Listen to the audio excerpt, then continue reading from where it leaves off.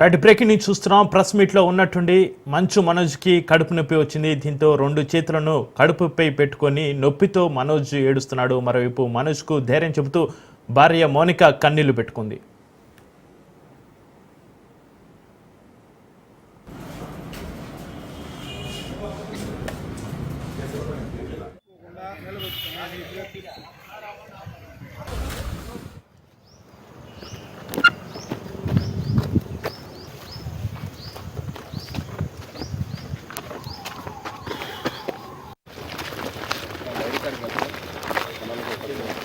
మొత్తం ఎలా సార్ పొద్దున వెళ్ళేటప్పుడు కనిపించారు కదా, అంటే వెళ్ళేటప్పుడు కనిపించారు కదా సార్. అంటే మీరు నాకేం చెప్పారు రానన్నారు. నేను సమాధికి వెళ్ళాను సార్, ఈ క్యాంపస్కి రాను అదే చెప్పింది. ఇప్పుడు క్యాంపస్ అక్కడ మా ఇల్లు ఉంది, అయినా సరే రెస్పెక్ట్ చేసి వచ్చినాను సార్. చెప్పండి మీరే, మీరు అక్కడ లోపలికి మీరైనా వెళ్ళి లోపల వచ్చేసావు. రైట్ బ్రేకింగ్ న్యూస్ చూస్తున్నాం. ప్రెస్ మీట్లో ఉన్నట్టుండి మంచు మనోజ్కి కడుపు నొప్పి వచ్చింది. దీంతో రెండు చేతులను కడుపుపై పెట్టుకుని నొప్పితో మనోజ్ బాధపడుతున్నాడు, ఏడుస్తున్న పరిస్థితి. మరోవైపు మనోజ్కు ధైర్యం చెబుతూ భార్య మౌనిక కన్నీళ్లు పెట్టుకున్న పరిస్థితి.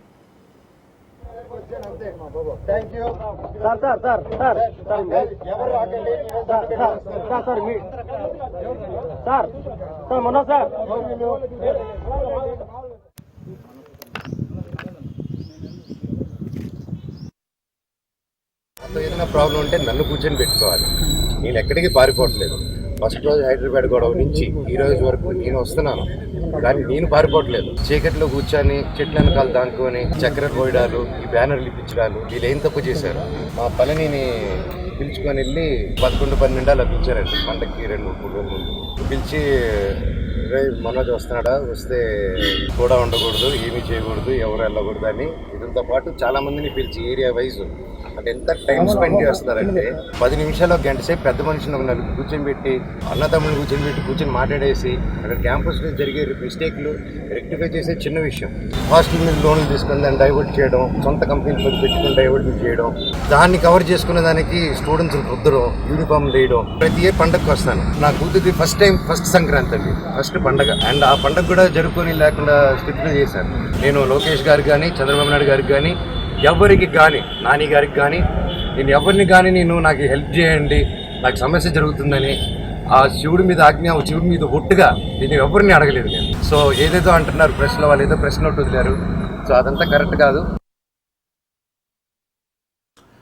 నటుడు మంచు మనోజ్ తిరుపతి జిల్లాలోని చంద్రగిరి పోలీస్ స్టేషన్కు వెళ్లారు. నిన్న జరిగిన పరిణామాల నేపథ్యంలో డీఎస్పీని కలిశారు. తిరుపతిలోని మోహన్ బాబు యూనివర్సిటీకి తాను వెళ్ళినప్పుడు చోటు చేసుకున్న పరిణామాల గురించి పోలీసులతో చర్చించినట్లుగా సమాచారం.